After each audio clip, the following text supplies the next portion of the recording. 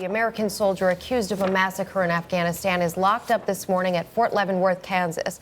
But while Staff Sergeant Robert Bales awaits the verdict of U.S. military justice, Afghanistan's president is furious over the deaths of 16 civilians and how the U.S. is handling it.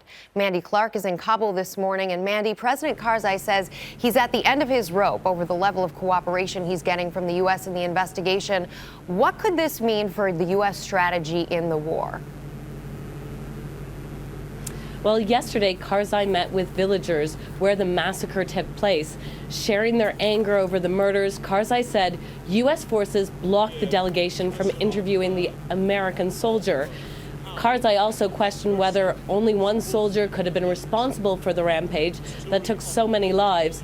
Yet the Americans insist that it was one rogue soldier and allowed Afghan officials to look at security footage that showed him return to base, drop his weapon, and put his arms in the air.